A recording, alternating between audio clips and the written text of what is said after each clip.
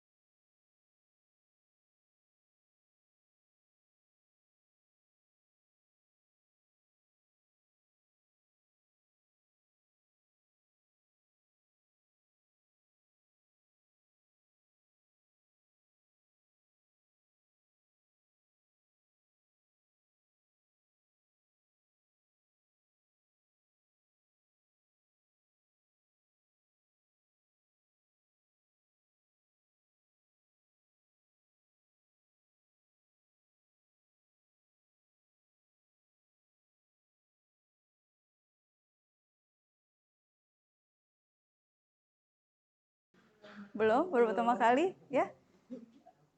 Ini kalau Bapak Ibu ngeliat videonya, apa yang terbayang tadi?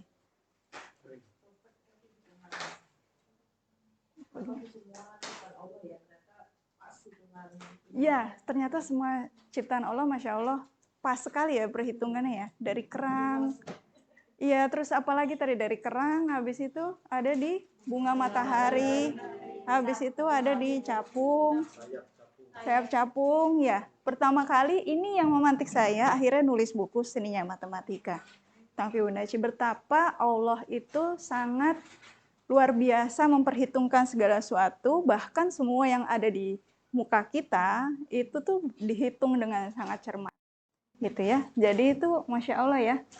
Dan ternyata ada satu orang namanya Leonardo da Pisa, atau dikenal dengan Fibonacci, dia menemukan angka Fibonacci tadi. Angka Fibonacci yang ada ternyata di alam semesta.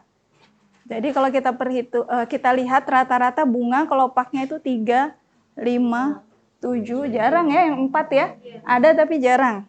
Nah, itu ternyata angka-angka di alam semakin lama penelitian semakin ditemukan banyak angka-angka tersebut di alam. Dan itu digunakan oleh para arsitek juga untuk membuat bangunan. Kuil Parthenon di Yunani, kemudian juga ada desain grafis. Kalau Bapak Ibu ngelihat kok desain ini bagus ya, itu dia pakai perhitungan Fibonacci juga. Jadi angka-angka yang tadinya kita pikir matematika itu hanya sebuah angka. Iya nggak? Ternyata matematika itu bisa dirasakan. Nah, di arsitektur saya belajar untuk bagaimana buat orang merasakan matematika. Suatu bangunan itu terasa ramah, bangunan itu terasa dingin. Itu dihitung secara matematis sebetulnya. Kalau kita naikkan plafon, tinggi plafon itu kita naikkan, pasti rasanya akan terasa antara agung atau dingin atau apa ya, kita akan mulai seperti itu. Tapi kalau kita lihat pendopo misalnya, dibuat luas, akan terasa hangat. Itu apa? Itu matematika yang ada di alam. Nah, ini yang kita nggak pernah sadari. Sebetulnya ada banyak matematika di sekitar kita yang membuat kita tuh terkagum-kagum. Dan anak-anak kita belum melihat itu. Makanya sebagai guru matematika atau sebagai orang yang sudah mengetahui ini, kita punya kewajiban menurut saya untuk memperlihatkan betapa kuasa Allah itu sangat luas gitu di sini. Mungkin boleh saya tanya dulu, ada yang guru matematika? Ya. SMP atau SD? SMA, SMP. Ada yang SD, Pak? SD. Oh, oke. Lengkap ya. Benar. Iya, ya. Nah, ini saya lihat lagi ke present ya. Oke, Ini juga guru matematika loh. Iya. Oke. Sebenarnya ibu rumah tangga semuanya guru matematika. Ya? Betul, betul. Nah, ini Fibonacci sequence-nya ini ya. Nah, tadi kalau digambarkan ini seperti apa ya? Seperti apa tadi? Spiral? Ya, spiral di keong ya. Nah, ini kira-kira pola ini ada nggak hubungannya 1, 1, 2, 3 itu hubungannya apa kira-kira? Betul? Iya, jadi betul. Ini yang guru matematika dan bukan guru matematika juga langsung tahu ya. Jadi 1 tambah 1 sama dengan 2, 1 tambah 2 sama dengan 3, 2 tambah 3 sama dengan 5. Kalau angka ini diteruskan, terus katakanlah perbandingan 21/13, ini kalau sampai panjang, itu jadi 1,618. Itu yang dikatakan golden ratio. Jadi banyak, kalau Bapak Ibu nanti ngukur tangan, ngukur perbandingan ruas jari dengan ini, perbandingan ini dengan ini, perbandingan tangan ini dengan ini, itu tuh 1,618, mendekati angka tersebut. Jadi semua yang ada di badan kita, dan itu dipakai di arsitektur. Leonardo da Vinci pakai itu untuk pengukuran, ya. Dan dipakai juga di sini. Nah, 1, 1, 2, 3, ini namanya golden rectangle. 1 ke 1, 2, terus kita tarik spiral begini. Nah, lihat logonya National Geographic, 1,618. Ini dipakai buat Twitter. Ini dipakai buat Pepsi. Ini Chevron. Tapi ini bukan hal baru buat orang yang desainer grafis. Mereka sudah tahu ada golden ratio ini. Justru orang matematika yang jarang menggunakan ini untuk pembelajaran, karena kita nggak pernah diajarkan seperti itu, betul nggak? Kita dulu kan diajarkan matematika mungkin dengan cara, ya sudah, kita ngafalin perkalian, pembagian gitu ya. Nggak dikoneksikan dengan apa sih manfaatnya buat keseharian. Nah, ini kita akan bahas literasi numerasi yang ada kaitannya dengan hal-hal lain di luar matematika. Nah, jadi saya suka bilang sama guru matematika, bergaulah dengan orang-orang non-matematika justru, untuk melihat perspektifnya orang-orang yang bukan matematika. Gitu. Kenapa itu penting? Karena kita jadi bisa kasih nilai tambah nih ke matematika kita. Karena kita lihat apa yang di luar matematika justru. Nah, ini Bapak Ibu yang kita pakai di desain grafis. Kalau misalnya kita mendesain artikel atau majalah gitu ya, ini katakanlah gambar paling besar di sini, terus ada tulisan di situ, terus ada tulisan lagi lebih kecil di situ. Itu otomatis akan terlihat lebih enak dibaca. Jadi, para desainer grafis, layouter majalah itu pakai konsep golden ratio ini. Ya, untuk pembuka ya. Nah, sekarang untuk literasi numerasi sendiri, apa yang ada di bayangan teman-teman tentang literasi numerasi? Boleh? Bilangan, hitungan, angka, ada lagi? Kenapa nggak kita bilang literasi matematika, tapi literasi numerasi? Ini nggak ada jawaban, maksudnya jawab aja ya, nggak disalahkan. Kan ini. Nggak apa-apa.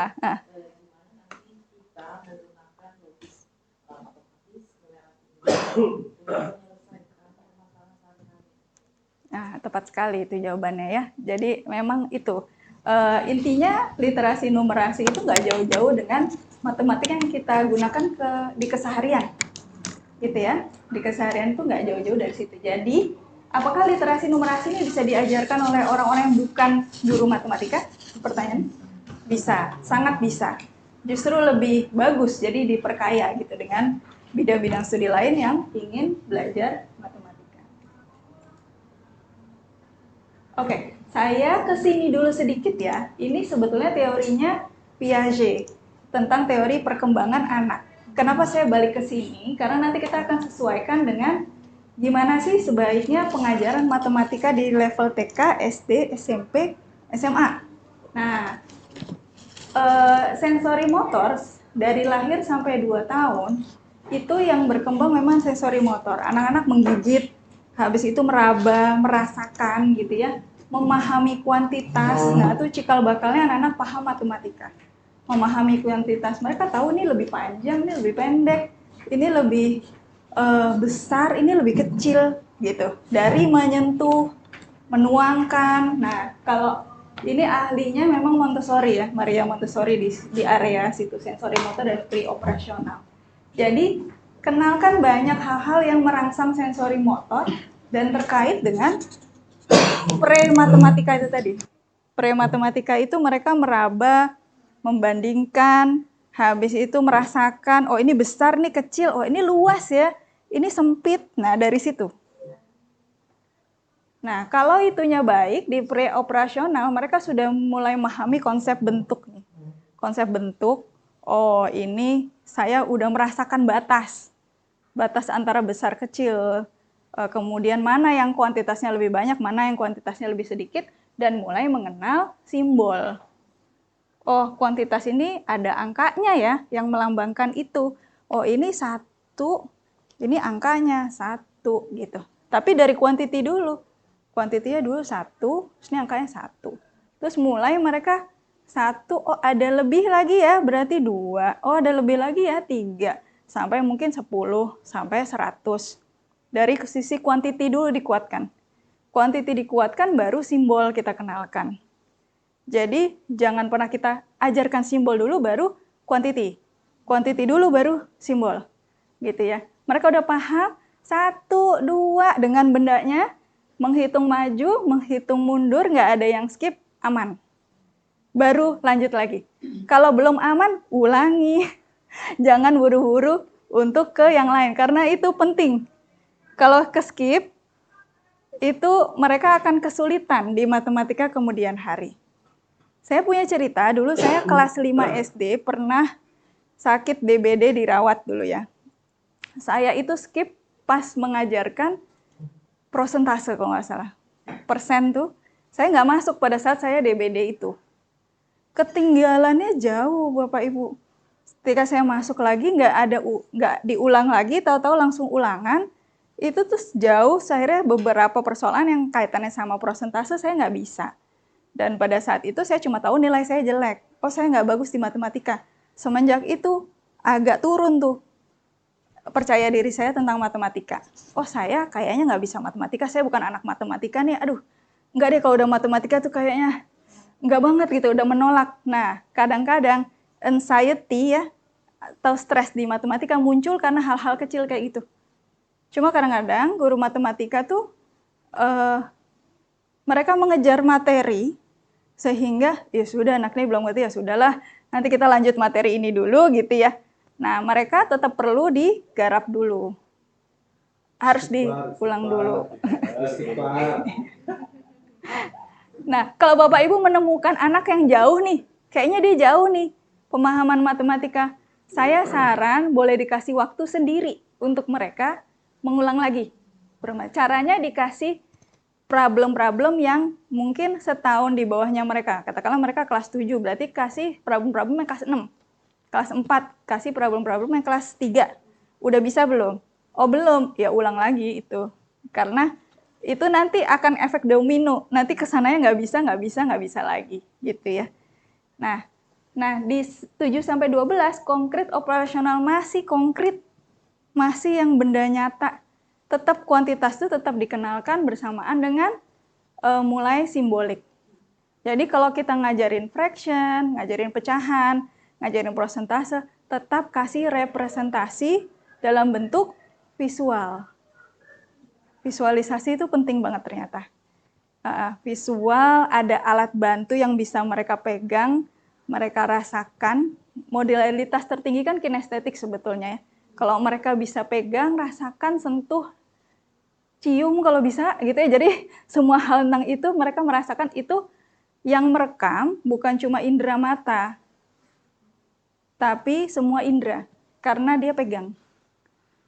Coba sesuatu yang kita lakukan akan lebih kita ingat dibandingkan yang kita cuma dengar atau kita cuma lihat. Jadi ajari anak-anak untuk merasakan matematika, betul-betul megang gitu ya. Mereka tahu 1 meter itu seberapa sih? Merasakan 1 meter dibandingkan 1 senti. Nah, itu mereka merasakan langsung nih. Meraba satu. Kadang-kadang anak nggak kebayang.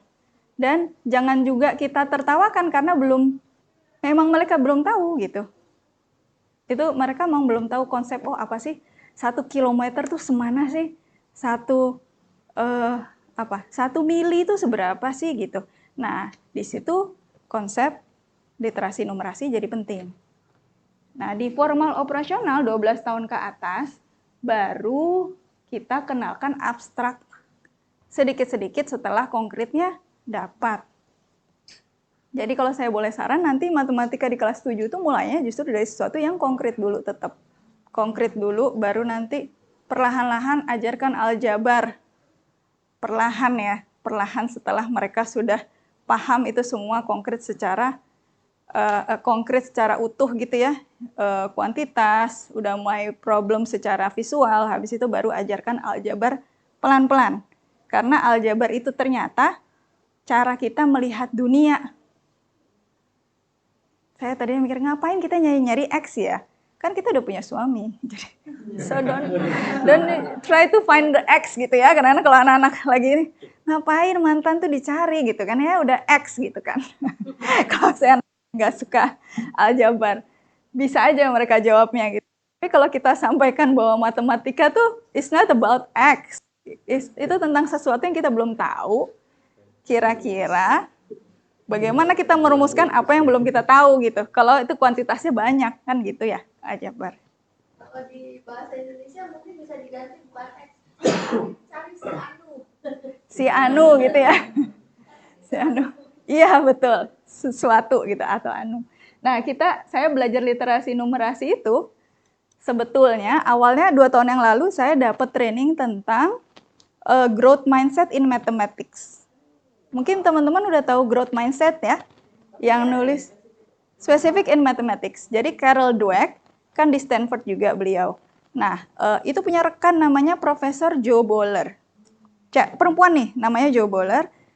Beliau profesor matematika. Dia mengembangkan growth mindset in mathematics dan punya website, nanti saya kasih lihat websitenya, YouCube namanya. Di YouCube itu dia mengajarkan tentang bagaimana anak-anak tuh memahami number sense.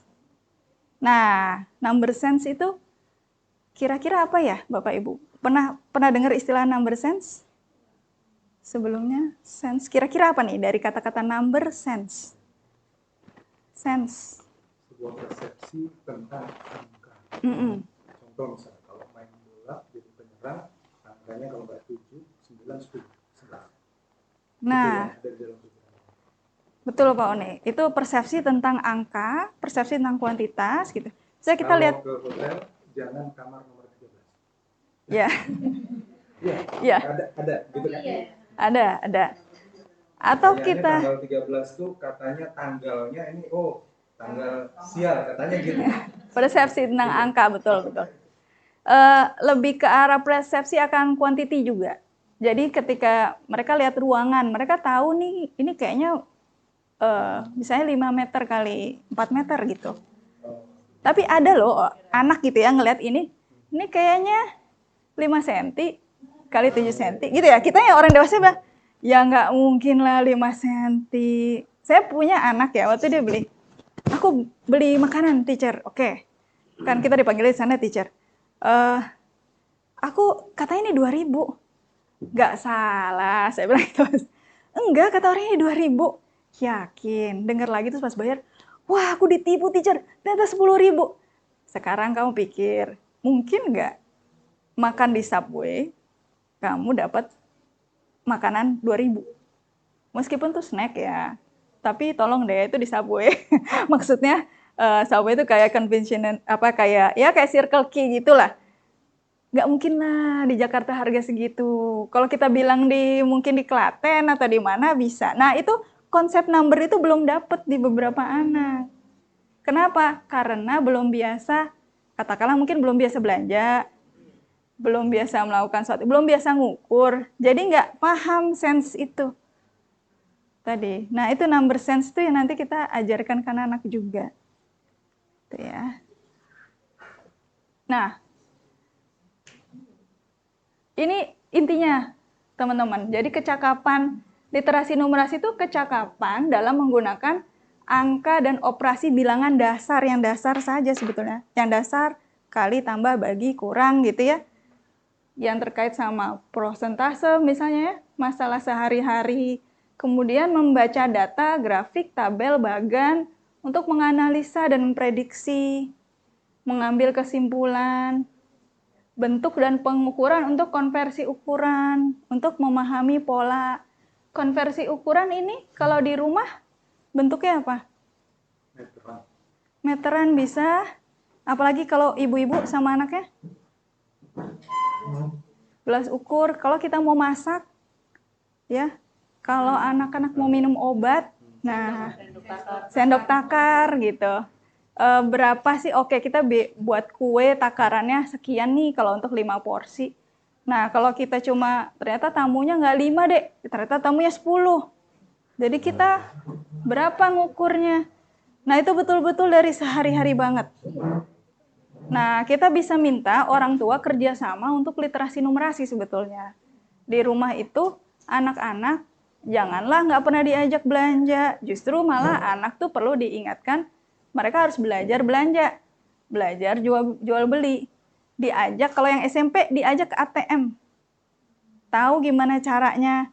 Terus kemudian kalau ada struk nih, struk belanja, kalau makanan, katakanlah kita belanja di McD gitu ya. Makanan 50.000, benerkah cuma 50.000? Ada nggak tambahannya? Biasanya nggak mungkin cuma 50.000 kan, pasti ada tambahannya.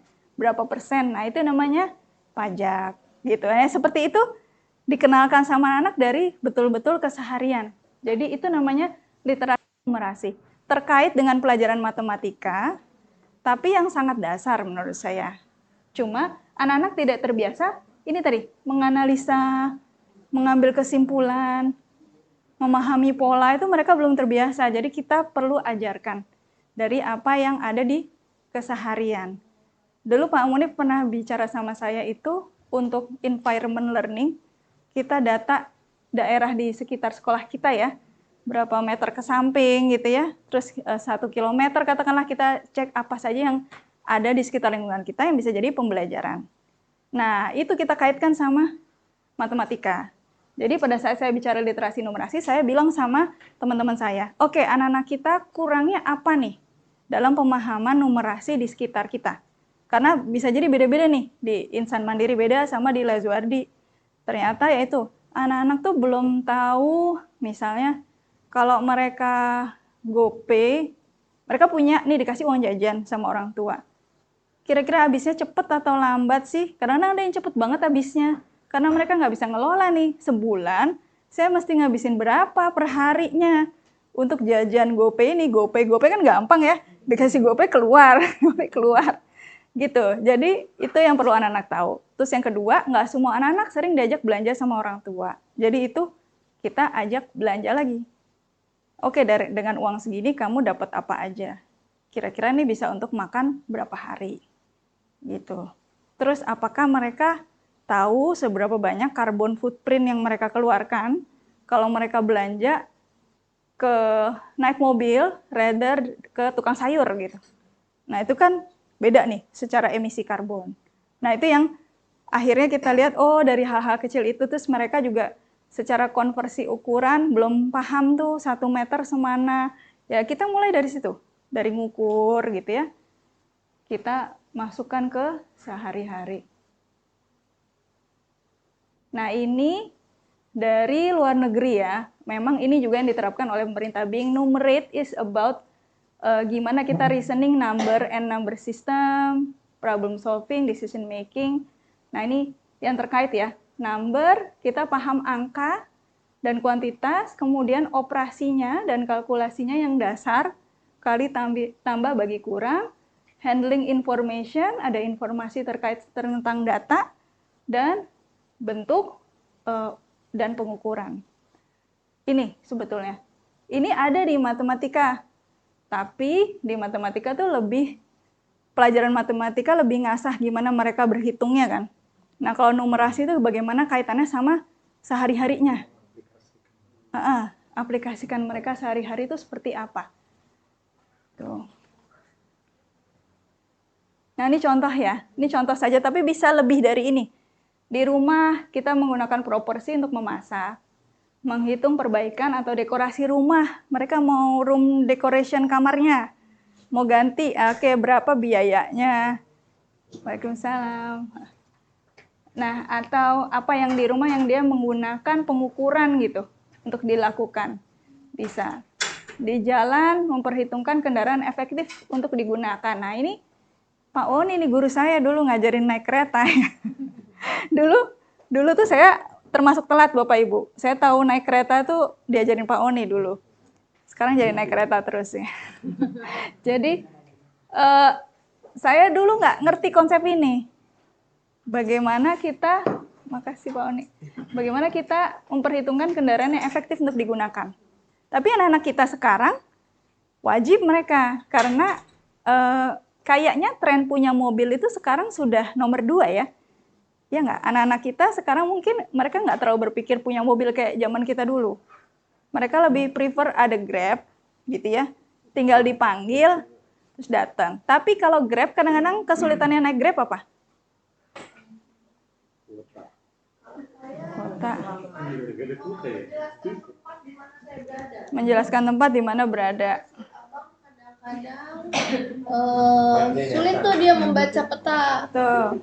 Jadi saya menjelaskan titik-titik itu tuh kadang saya males Grab itu. Susah, itu benar-benar. Itu kota, terus habis itu menjelaskan posisi. Ada lagi nggak? Kalau hujan, lama ditolak ya, kita ditolak mulu sama. Terlalu dekat ditolak, terlalu macet ditolak, kalau hujan ditolak. Nah, gimana anak kita berpikir alternatif kalau nggak ada Grab? Hujan deres nih, itu pernah terjadi ke Rehan anak saya. Dia biasa, saya udah ajarin naik kereta nih, tapi dia belum tahu naik Transjakarta. Waktu itu kondisinya hujan deras, saya bilang, nak kita naik Transjakarta aja, ini dekat rumah kita ada bus pengumpan. Dan istilah bus pengumpan dia juga nggak ngerti waktu itu. Terus, tapi kita naik Grab aja mah, ini nggak ada yang mau ngangkut nak. Saya bilang gitu, ini nih hujan. Terus waktu itu dia masih cemas gitu ya. Akhirnya saya bilang, ya sudah, kita tunggu Grab. Kebetulan dia nggak bawa flash. Mestinya saya ajarkan dia bawa flash terus gitu ya. Karena satu-satunya yang mengangkut kita kalau hujan adalah Transjakarta.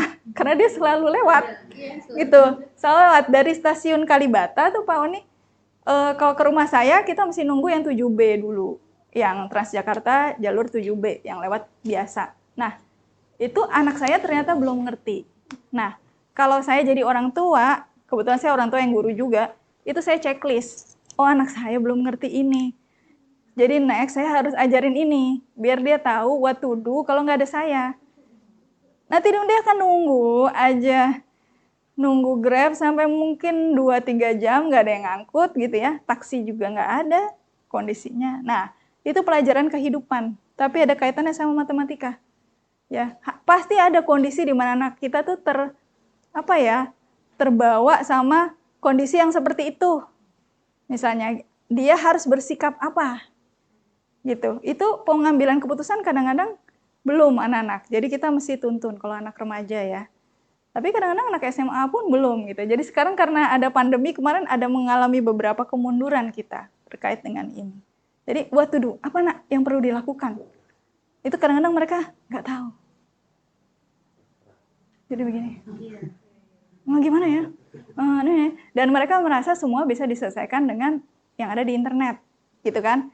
Nah, kalau kuota nggak ada, terus mereka harus ngapain? Nah, kalau zaman kita dulu tuh kita lebih ahli sebetulnya karena sempat nggak ada gadget kan zaman kita. Nah, sekarang kita harus ajarkan mereka kalau nggak ada gadget, nah kamu mesti ngapain? Nah, itu decision making-nya matematika banget itu. What to do nih? Mau nunggu? Nunggu nggak apa-apa, tapi kita mungkin 3 jam. Nunggu berdiri, semua tempat duduk full. Waktu itu kebetulan ada kejadian persis kayak gitu di Rehan. Jadi di jalan memperhitungkan kendaraan yang efektif digunakan. Di pertokoan memperhitungkan diskon belanja. Atau di toko online ya, Shopee. Saya pernah ada anak, dia beli peralatan art. Saya bilang, kenapa nak nggak datang-datang? 2 minggu dia nggak bawa. Aku pesen teacher, kamu pesen di mana? Barangnya dikirim dari Cina. Masya Allah. Oke, kenapa kamu harus beli dari Cina gitu? Ya aku cari aja yang ratingnya tinggi. Oke, sekarang gini, bandingkan. Ratingnya tinggi. Ini dikirim dari Cina. Barangnya pasti bagus. Tapi ada nggak di Jakarta yang buat? Katakanlah ratingnya beda dikit gitu ya. Satu 4,8, satu mungkin 4,5 gitu. Tapi satu di Jakarta Barat, satu di Cina. Mana nak yang kamu pilih? Gitu. Itu tuh hal simpel. Mungkin ini lama banget nggak datang bahannya. Kan dia perlu ada project waktu itu. Iya, saya nunggu dari Cina. Saya antar yang, aduh nak. Tapi terus akhirnya saya pikir, oh iya, emang belum ngerti. Jadi saya masih kasih tahu gitu. Ini, oke, dia dari rating. Saya nanya dulu, kenapa kamu pilih barang ini? Karena menurut rating bagus. Jadi reviewnya bagus. Oke, langkah pertama benar review. Langkah kedua, jarak itu tadi. Nunggunya ternyata setelah sebulan baru datang barangnya. Dan barangnya tuh kecil. Nah, itu. Iya. Nah, itu tadi. Bisa jadi orang tua itu miss juga di hal-hal kecil kayak gitu. Makanya guru yang perlu ngasih tahu ke orang tua. Ini hal-hal kayak gini perlu kita latih di rumah, Bu. Jadi kita latih di sekolah, Bapak Ibu latih di rumah. Karena kita harus siapkan anak-anak untuk hidup kan. Di masa yang akan datang. Kalau mereka untuk memutuskan begitu aja mereka belum bisa, gimana kalau yang keputusan yang besar? Gitu. Ada satu tren ya, beberapa anak-anak milenial itu mungkin keluar masuk kerjaan lebih cepat, Pak. Karena itu, mungkin daya tahan, endurance-nya mereka, pengen dikit-dikit healing gitu ya. Dikit healing. Karena kayaknya berat gitu dunia gitu. Karena kebanyakan healing, Mbak Irma, nanti hilang. healing. Nah, itu yang kita mungkin ya semasa saya sama Pak Oni itu harus memahami, oh, ada nih yang perlu mereka lebih pelajari. Orang tua mereka kan gadget. Mereka sudah lahir dengan gadget. Mohon maaf sih kalau saya bilang begitu ya, tapi memang karena orang tuanya berdua sibuk kerja, anaknya melihat apa-apa solusi dari internet. Nah, itu yang perlu kita ajari. Oke, kamu ngambil dari internet. Mana nih keputusan yang paling oke dari internet ini? Kamu udah bandingkan 3 belum informasinya? Itu termasuk matematika juga. Mereka reasoning itu tadi. Bandingkan dari semuanya. Nah, ini sama toko online nih, Shopee, Tokopedia, gimana. Terus yang nomor 4, mengelola keuangan. Memahami cara menabung dan mengelola keuangan harian. Itu hal simple tapi anak-anak sering miss. Aku dapat uang dari orang tuaku kok cepet banget habis. Ada yang temennya minta, udah dikasih aja. Gitu ya, ada yang kayak gitu, sangat generous gitu ya, kasih gitu. Nah, ini ngelola keuangan juga. Belum paham nilai angka waktu itu. Waktu itu sekarang anak saya ajarin masak. Rehan tuh suka masak kebetulan Pak sekarang. Jadi dia sekarang jadi tahu harga daging, harga ikan. Terus dia bilang, "Ma, kalau kita beli daging terus, uangnya Mama cepet habis ya." Ya iyalah nak, kamu hitung aja. Sekarang terus kita ngitung gitu ya. Oh iya, kalau gini dagingnya kayaknya kurang kalau cuma sedikit gitu. Paling kalau setengah kilo habisnya cepet gitu ya. Seminggu kurang udah habis gitu. Terus kita makan apa dong kalau bukan daging? Coba kamu ini. Terus saya ajarin dia untuk, oh iya, terus kalau kita combine sama warteg gitu, nah pengeluaran kita jadi berapa? Katakanlah saya nggak sempat masak gitu, terus dia harus beli warteg. Nah dia udah mulai bisa ngitung. Itu menurut saya, oh ya kemajuan. Udah bisa ngitung, kemajuan. Jadi saya coba, oh iya, pelan-pelan dia ngerti nilai keseharian tuh gimana. Gitu. Sama juga seperti menghemat listrik. Misalnya kenapa kita pakainya mungkin setelah jam berapa tuh kita matikan lampu. Karena mungkin lebih tinggi tarifnya gitu. Nah itu anak-anak SMP sudah harus tahu mengelola keuangan. Memahami tren di dunia, memahami statistik grafik misalnya terkait dengan polusi sampah plastik. Nah, ini mereka memahami tren. Nah, di Google tuh ada Pak statistik. Jadi perubahan per tahun. Wilayah misalnya tambah lama, tambah sedikit nih esnya. Jadi apa yang terjadi? Mereka memprediksikan ke depan. Gitu ya. Nah, kalau ini di pelajaran yang bisa dikaitkan. Nah, yang pelajaran IPA siapa? IPA, Ibu? Bisa terkait nilai gizi, prediksi tren iklim gitu ya, menghitung emisi karbon. IPS membandingkan rute perjalanan tadi, menggunakan konsep koordinat pada peta. Nah, ini IPS. Kemudian PAI nih saya pernah coba dulu menghitung daging kurban. Jadi daging karkasnya berapa sih? Gitu ya. Jadi akhirnya bisa dibagikan ke berapa orang. Nah, menghitung zakat fitrah sama investasi syariah kalau mau lebih dalam lagi ke sana. Kalau bahasa dia mampu menjelaskan grafik dan tabel dalam presentasi. Di seni dan olahraga merencanakan personal fitness ya. Apa yang kamu lakukan? Kamu mau turun nih 5 kilo. Terus kamu ngelakuin apa? Kamu ngitung kalori nih. Nah, menghitung kalori yang dikeluarkan. Jadi ada ahlinya di sini sepertinya. Melakukan gubahan pola ya kalau seni ya. Mungkin di batik atau di pelajaran lain. Nah, kalau buku saya ini khusus yang seni saja. Nah, itu ada banyak yang terkait dengan seni yang nanti Bapak Ibu bisa baca. Kalau di musik ya, membuat harmonisasi nada dengan ketukan yang sesuai. Itu matematika juga, pola-pola. Ada yang mungkin bisa bandingkan musik tahun 90-an, 80-an, sama 2000-an. Bedanya apa sih? Ketukannya gimana sih? Bedanya apa? Gitu. Disco, ya. Berarti apa? Nah, nanti kita lihat apa nih alat musik yang lebih banyak dimainkan tahun 80-an. 80-an tuh kan mereka lagi explore synthesizer juga ya. Synthesizer, musik elektrik. Nah, itu sekarang muncul lagi sekarang. Nah, bedanya apa nih? Musik zaman dulu sama musik sekarang. Ada. Biasanya nanti akan kelihatan ada perubahan-perubahan, tapi ada juga yang sama. Atau ada yang berulang nih. Nah, nanti perubahan trennya bagaimana ke depan? Itu kalau musik. Jadi, itu secara nggak sadar numerasi semua. Jadi, kadang-kadang kita nggak sadar, lah ini loh numerasi yang diajarkan. Memahami number sense di bidang lain. Ada di fashion juga begitu ternyata. Ada pola-pola. Jadi namanya rok itu kalau nggak sepat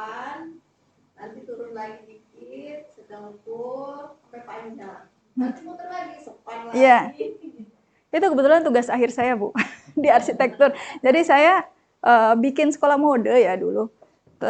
Pakai konsep fashion as architecture. Jadi saya punya teori waktu itu setiap 20 tahun fashion akan berulang. Tapi serupa dan tak sama. Jadi saya buat teori waktu itu namanya dynamic of revive fragment. Jadi setiap waktu itu fragment, dynamic, tapi berulang. The dynamic of revive fragment itu saya jadikan bentuk sebuah gedung sekolah mode. Kebetulan dapat skripsi terbaik waktu itu. Terkait itu. Jadi ya dari konsep, karena saya tuh dari dulu ternyata suka menggabungkan dua hal yang berbeda, Pak. Makanya itu saya fashion and architecture. Sekarang saya buat seni sama matematika, karena ternyata seni itu apa ya, kemampuan memahami koneksi spasialnya itu loh. Oh, banyak hal yang connected nih. Nah, itu ternyata ada di seni. Gitu. Ternyata bisa nyambung ya, saya sama IT, saya bisa nyambung sama IPS gitu. Jadi banyak hal. Kalau yang pernah ikut seminar kecil-kecilan di online, matematika dan bahasa itu satu neuron, Satu track di dalam otak. Jadi ketika kita bermatematika, bahasanya juga nyala. Ketika kita berbahasa, matematikanya juga nyala. Jadi mungkin ada kesimpulan bahwa ya matematika adalah seni, matematika adalah bahasa. Ya, kalau orang zaman dulu itu kalau berguru, itu kan sebetulnya kalau kita katakanlah Aristoteles ya atau Leonardo da Vinci, itu dia nguasain semuanya, betul? Iya. Sains, matematika, musik juga, filosofi juga, karena pada dasarnya belajar itu nggak mungkin tunggal. Nah, saya kemarin juga belajar di National Geographic, semakin banyak dimensi yang kita sentuh, semakin bagus. Karena anak melihat korelasinya. Kalau tunggal, kita hanya bicara tuh IPS saja. Ya, anak-anak cuma akan dapat sesempit perspektif itu. Tapi kalau kita kaitkan ke yang lain, akan lebih banyak nih dapatnya. Gitu. Jadi semakin kita sering integrasi yang project base itu semakin bagus sebetulnya. Karena itu yang dihadapi anak-anak di dunia ya.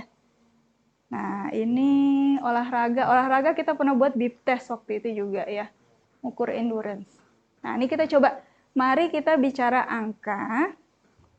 Berapa hasil dari 18 kali 5 ya.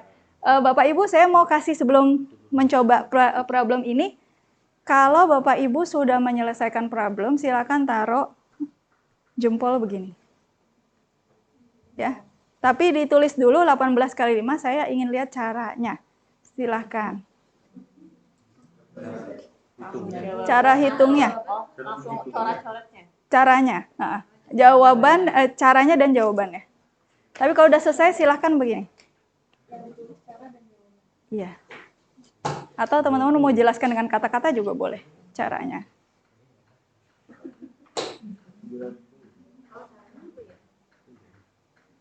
Nah, coba Pak dijelaskan. Hitungan ini. Iya, Bapak jelaskan. Nanti dijelaskan saya apa dulu yang dilakukan pertama gitu ya. Nah, tapi kalau sudah jangan angkat tangan, gini aja.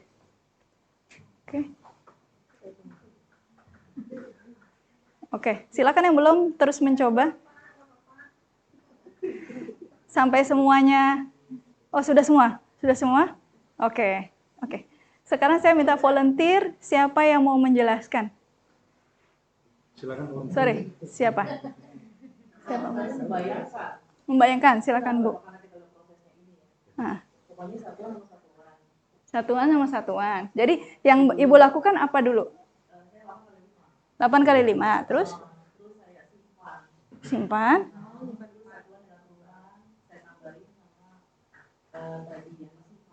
Oke. Ada cara lain? Ada. Silakan Ibu. Kalau cara jadul, cara jadulnya, ini kan puluhan 10 kali 5, 50, 8 kali 5, 40, jadi 50 tambah 40, 90. Oke. Ada cara lain? Ada cara lain? Ada. Silakan Ibu. Cara lain yang di luar dua cara ini? Ya, ada pakai, saya waktu itu pernah ngajarin anak-anak pakai garis. 10, 1, terus satuannya kan 8. 1, 2, 3, 4, 5, 6, 7, 8. Itu yang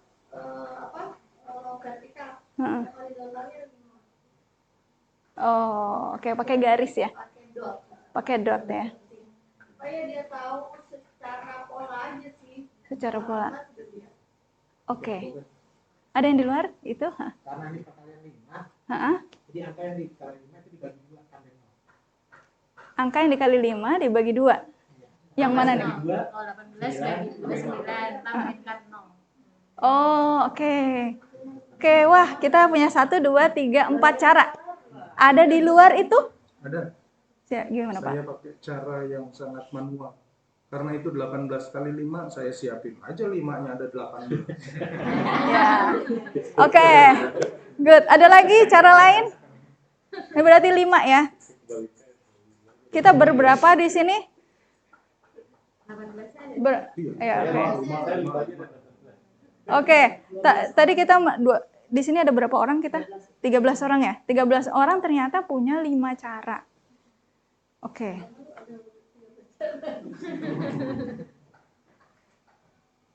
Nah, ini yang Profesor Joe Baller sampaikan. Pertama, tunjukkan caranya. Kalau 18 kali 5, kita tunjukkan caranya. Terus kita yakinkan diri kita akan jawabannya. Jawaban kita maksudnya. Jadi misalnya, oke, coba kita hitung lagi. Gitu misalnya ya. Kalau misalnya ternyata kita ketahui anaknya salah. Nah, Profesor Joe menyarankan tolong jangan langsung disalahkan anaknya.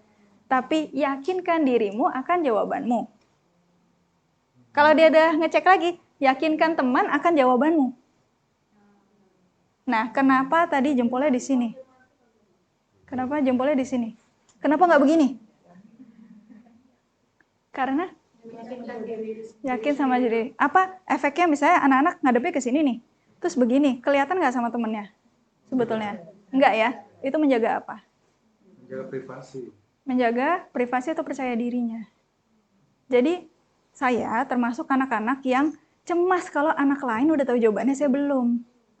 Banyak nggak anak-anak kayak gitu? Banyak ya. Mereka punya ketakutan ketika matematika itu, saya juga baru sadar pas ikut pelatihannya Profesor Joe itu. Oh iya ya. Kita tuh ada anxious, jadi cemas ketika yang lain, oh udah Bu, udah. Dan rata-rata anak-anak yang cepet kan? Nah, gimana dengan anak-anak yang lambat? Apalagi kalau sudah ulangan, yang lain sudah ngumpulin, Dia belum. Nah, belum tentu benar. belum benar. Tapi aduh, aku kok bodoh banget ya, gitu kan? Akhirnya yang di mindset itu begitu. Makanya ini untuk menjaga kepercayaan diri mereka. Nah, akan sangat bagus juga ketika kita mengoreksi, kita ternyata perlu mengoreksi, kita tuh mendatangkan anak tersebut. Ini coba dilihat lagi. Gini. Jadi kita nggak di depan, ya Oni, coba maju ke depan. Oh salah tuh jawabannya gitu. Nah itu Pojok Jaya. nah Kata Pak Iswail, Pojok Jaya. pojok jaya. Karena itu suruh maju di depan kan, inget ya zaman dulu saya sih sempat kayak gitu. Nggak ngerti, udah maju berdiri aja di depan sampai ngerti. Apa jadi ngerti? Ya nggak jadi ngerti. Iya.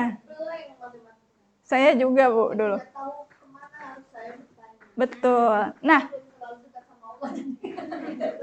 kalau kita bayangkan, kalau matematika lebih banyak kerja kelompok seperti tadi. Jadi dibicarakan matematika. Ini yang katanya Joe Baller, do a number talk. Do a number talk. Bicarakan sama teman. Jadi kalau kita lihat, oh ternyata banyak ya solusi 18 kali 5. Kadang-kadang anak yang lama berhitung karena dia cuma tahu satu cara, yaitu cara yang diajarkan guru matematikanya. Dan dia merasa nggak ada cara lain. Nah ini tentang fleksibilitas angka. Ternyata matematika itu kreatif dan fleksibel. Ternyata Pak Uka nyimpen ya yang cara mudahnya kita nggak dikasih tahu. Jangan begitu Pak Uka. Iya. Dan itu kadang-kadang kita nggak tahu, oh cara ini lebih efektif ya dibanding cara kita. Akhirnya kan jadi ngelihat ya. Oh, jadi malah dibuka, dibicarakan. Oh, kamu cara ngerjainnya gimana sih? Gini. Aku cara ngerjainnya gimana gitu. Nah, mulai dari hal-hal yang membicarakan angka. Jadi kita bicarakan bareng-bareng. Dan usahakan memang grupnya mix group. Jadi anak yang memang kemampuannya lebih tinggi sama anak yang memang dia mungkin agak butuh waktu untuk memahami. Ya. Nggak apa-apa. Itu justru yang salah kata Profesor Jo.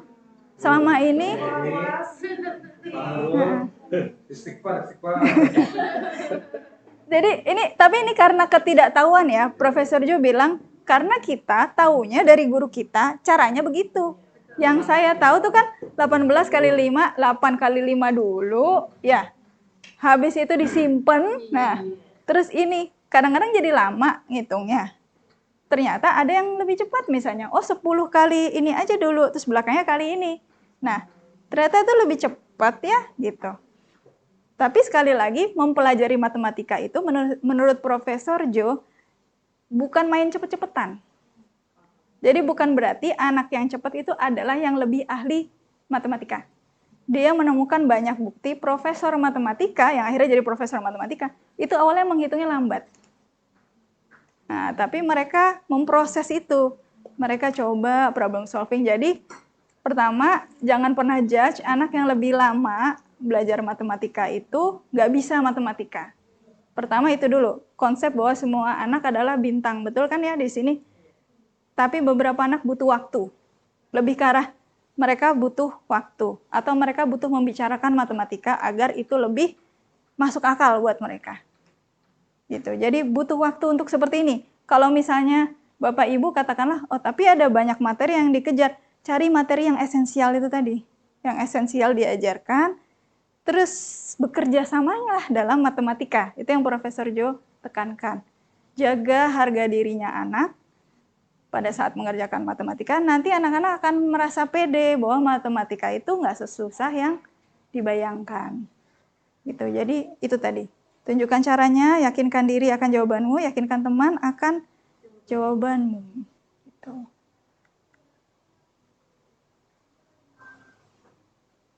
Nah, ini nomor 2. Boleh nggak digambarkan 18 kali 5? Secara visual gimana? Sekali lagi, nggak perlu takut salah. Kalau kita bisa gambar, kita gambar. Kalau nggak apa-apa. Setelah selesai seperti ini. Ya, oke. Kita gambarkan ya 18 kali 5 secara visual. Boleh ngobrol sama teman, boleh.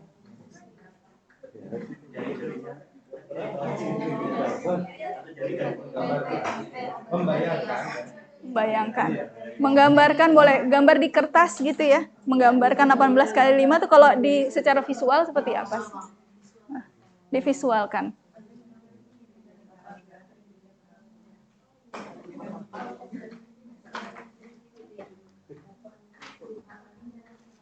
Nah, tadi ada yang udah menggambarkan sebetulnya sebelumnya ya. Iya, Ibu sudah menggambarkan, nanti boleh kita lihat sama-sama gambarnya. Kalau sudah selesai, taruh tangan di depan dada.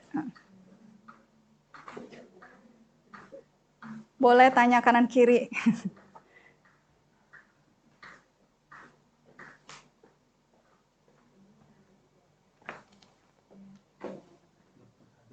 Oh iya.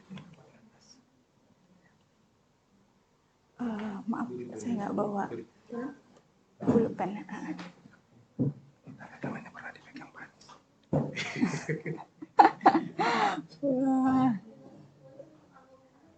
Oke.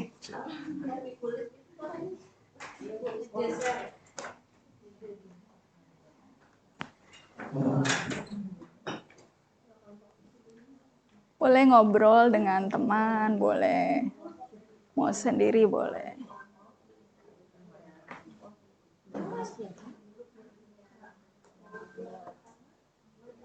Pak Oni itu ada spidol kah? Nah, nanti teman-teman bisa gambarkan di sana.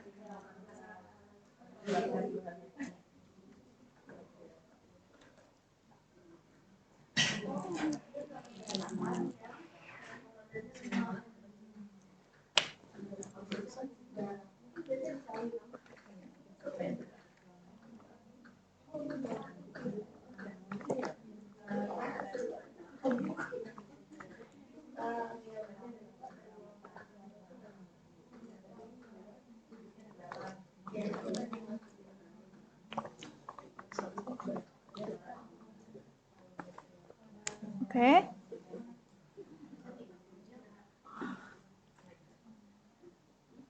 Oke, kita tunggu 5 menit lagi.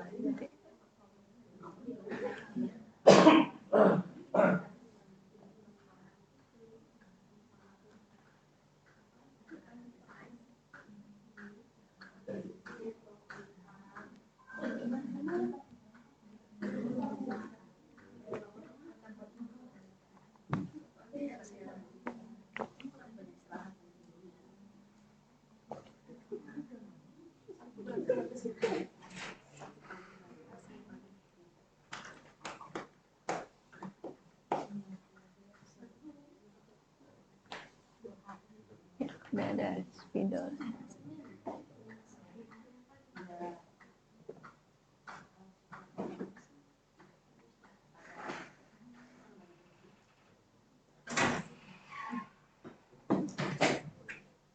Oke, baik yang sudah silakan letakkan jempol. Oke.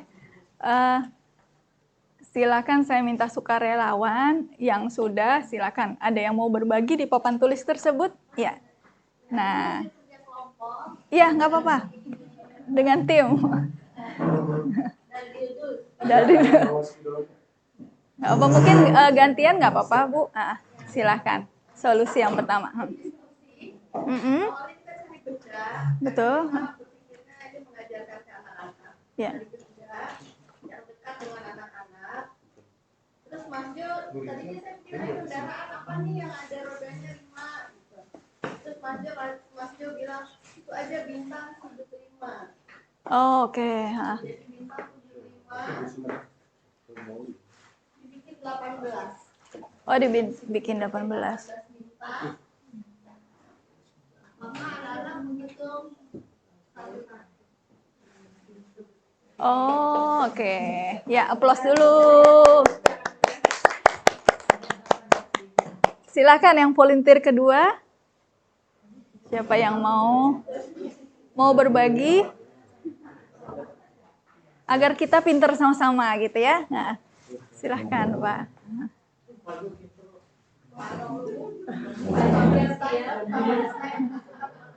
Spidolnya tadi di Ibu ya.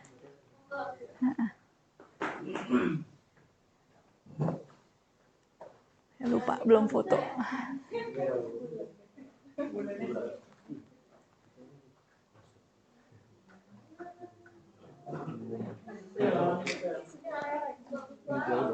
Wow.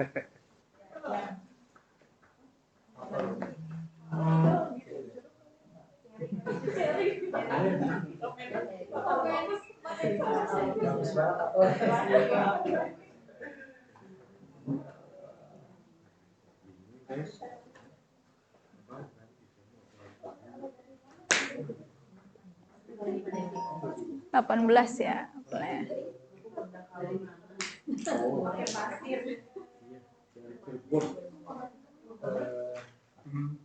Kesimpulannya sama, jadi setiap satu keranjang itu isinya 18. Oh, ada 5 oke. keranjang. Ada 5 keranjang. Oke. Berarti berapa begitu?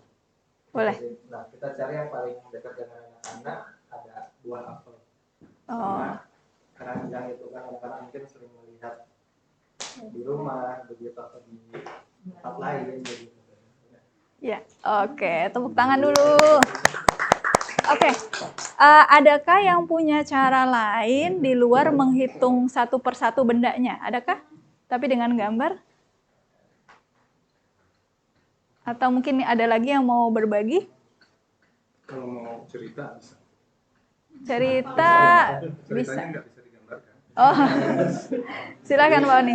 Kondisinya adalah saya diminta oleh salah satu panitia untuk membagikan nasi box.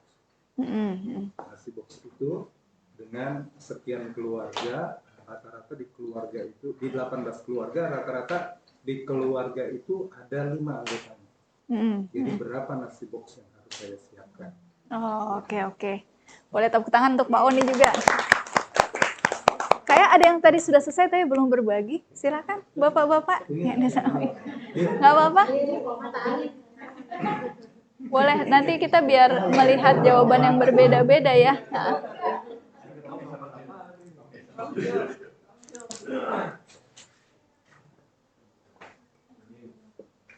Ini aja, saya lagi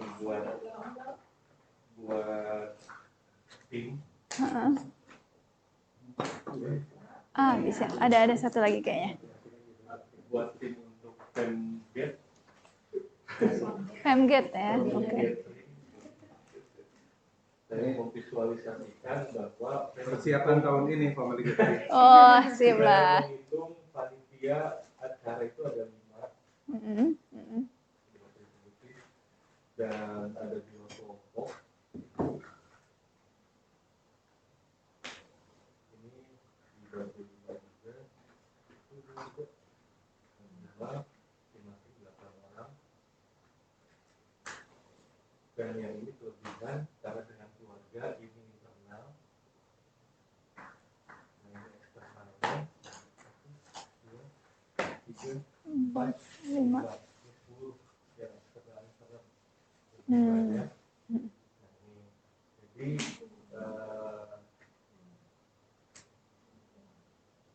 ini tim, 2 tim, ini panitia khusus, ini tertibnya, ini tinggal ditambahkan ada 40 dan ini ditambahkan ada 50. Jadi tim ini dengan tim ini totalnya 90. Oke. Wow, menarik ya. Kita udah punya 3 acara, Bapak Ibu. Kita lihat ya. Ini contoh apa yang Bapak Ibu nanti akan lihat. Sekali lagi belum tentu sama dengan yang di situ, tapi keduanya benar.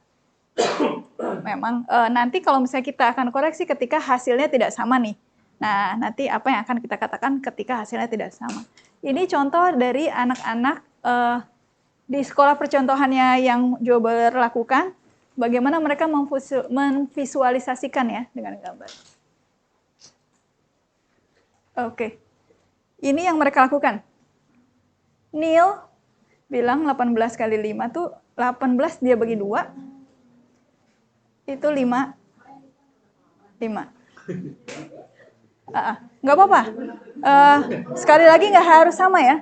Nggak harus sama. Ini adalah cara tanpa menghitung satu persatu tadi. Mirip sebetulnya dengan, maaf Bapak. Saya Devi. Bapak Devi. Bapak Devi. Wah, takut salah sebut. Devi ya. Pak Devi itu sama tuh. Sebetulnya kan ada 8. 8-nya ada 5, tuh 10-nya. Nah, tapi ini dalam bentuk seperti ini. Ada yang menarik nggak? Menarik si Jamie itu menurutnya. Jamie. Karena dia pakai arsir kurang itu. Kenapa kira-kira? Oh, dia dibulatkan dulu ya. Dibulatkan dulu. Iya, paham. Tapi ide sampai ke situ. Ya, ini anak-anak 5 SD. Dengan metode tadi ya, matematika itu dibicarakan. Jamie bisa dapat ini ya, 20 kali 5 dulu. Terus ini, jadi 90 juga betul. Siapa lagi yang menarik nih? Ayin. Ariana ya. Dia 15 kali 5. Oke, dia baginya tuh 15 sama 3 ya. Karena menurut dia mungkin 15 kali 5 lebih mudah. Mungkin. 3 kali 5 lebih mudah. Oke. Brian, 18 kali 5 ini dia buatnya 2, 2, 1. Oke. Yang menarik juga Ricardo. Coba lihat yang Ricardo apa bedanya. 18 kali 5 sama dengan dia menemukan metode nih. Coba sebentar. Memang sudah tahu hasilnya, terus dia caranya. Atau yang Belum tahu hasilnya. Ada, ini kebetulan ada beberapa anak yang salah juga. Tapi ini diperlihatkan yang benar. Tapi oke Bu Irma. Boleh. Benar ya? Iya, boleh. Karena kita kalau matematika, apalagi kalau hitung campuran. Cara ibu Ya, jadi it's okay karena flexibility in mathematics ini penting untuk problem solving di kemudian hari. Kan kita belum tentu nemu problemnya sama. Flexible thinking in mathematics ini yang growth mindset in mathematics tuh ini. Nah, teman-teman kalau di buku Gurunya Manusia, apa yang diajarkan oleh gurunya satu-satu itu namanya virus 4T yang textbook. Ya. Harus benar sesuai dengan yang Pak Disampaikan. ajarkan, Bu Yuli ajarkan, ataupun Bu Rinca ajarkan. Padahal kan di dunia nyata kalau dia punya problem kata dia anaknya Irma hujan nggak bisa dia harus jalan dia. Iya, dia harus gimana caranya nih kondisi belum pernah Membentengi gitu ya. Bahkan kata Profesor Jo, jangan bilang jawaban salah di depan anak-anak semuanya. Dia ngasih tahu caranya, ngasih tahu salah tuh gimana, nanti ada caranya. Jadi jangan dibilang langsung salah, tapi ajarkan anak untuk berbagi begini. Otomatis dia akan lihat sendiri ya, oh kok jawabanku beda sendiri sama yang lain ya. Coba yakinkan temenmu lagi. Kamu nih beda sama yang lain, coba yakinkan temenmu lagi. Oh iya ya. Sama Pak Timo Sidin ya. Bagus. Ya, semua gambar itu nggak ada. Iya, bagus. Bagus. Nah, yang ngalamin tuh ya Bu. Saya pernah ngelesin matematika. Anak yang saya lesin ini benar-benar dia nggak mau menggunakan cara yang saya lebih mudah gitu ya, lebih cepat. Nah dia nggak mau, akhirnya dia kekeh banget nggak ini salah, yang benar tuh cara guru saya gitu. Akhirnya sampai saya untuk meyakinkan anak ini, saya harus diskusi dulu dengan gurunya. Iya. Dan setelah gurunya menyatakan bahwa sebenarnya bisa banyak cara gitu tuh, anak baru nah itu terjadi real gitu. Jadi mungkin ini ya yang iya. sebagai contoh sih sebenarnya. Ini yang dikampanyekan Profesor Jo Boaler. Jangankan di Indonesia, di Amerika masih banyak guru yang harus pakai caraku gitu. Tapi ini yang Profesor Jo membuktikan dengan research-nya bahwa dia research beberapa sekolah yang dipakai number talk ini dan yang tidak. Yang tidak number talk, dia nggak pede pas ngerjakan SAT kalau nggak salah ya. Dan ternyata nilai anak-anak yang number talk ini sama dengan sekolah-sekolah yang rigid gitu, bahkan lebih tinggi. Di beberapa sekolah lebih tinggi. Jadi karena dibicarakan matematika. Jadi sama-sama.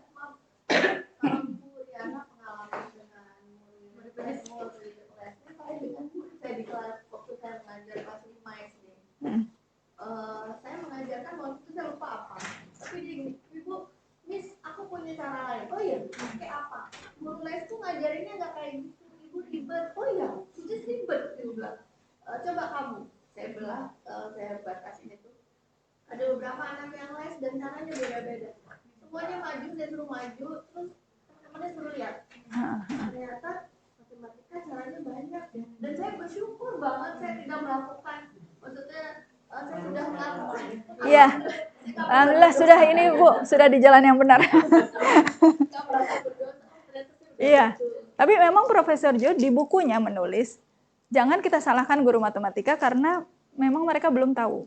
Jadi karena ini yang kita tahu dari guru matematika kita sebelumnya dan sebelumnya. Jadi kita taunya ya ini the only way gitu, caranya begini. Jadi untuk dibicarakan, ini saya juga kebetulan baru train guru matematika saya setahun yang lalu, karena saya dapetnya 2 tahun yang lalu kan. Kita train guru matematika kita di sekolah untuk udah mulai menerapkan ini. Jadi anak-anak tuh tidak merasa terintimidasi yang belum terlalu paham materi gitu. Memang PR-nya memang ke orang tua juga untuk menjelaskan ini dan ke sekolah lanjutan berikutnya. Bahwa ada banyak cara sebetulnya untuk melakukan matematika. Dan kenapa pakai visualisasi?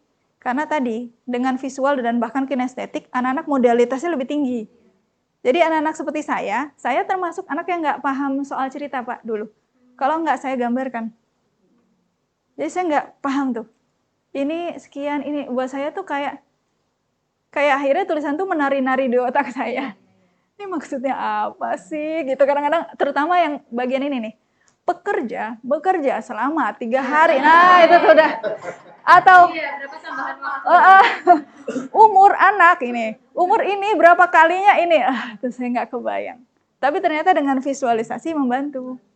Gitu. Jadi itu salah satu kelebihannya visualisasi. Saya membantu murid saya juga sama, karena mereka juga kesulitan. Kesulitan. Akhirnya pakai contoh kehidupan sehari-hari supaya mereka nggak lupa. Misalnya gini, KPK nih, Budi menjemur kasur setiap 3 hari sekali.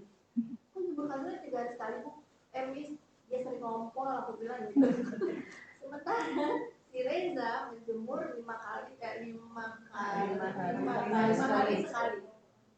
Kapan menjemur bersama-sama? Iya.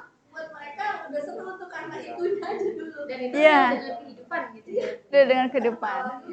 Betul, betul. Jadi kalau anak-anak yang visual kayak saya, butuh bantuan memang. Butuh bantuan untuk menjembatani apa yang di tulisan itu. Karena rata-rata guru itu kan jadi guru karena lebih banyak audio sebetulnya.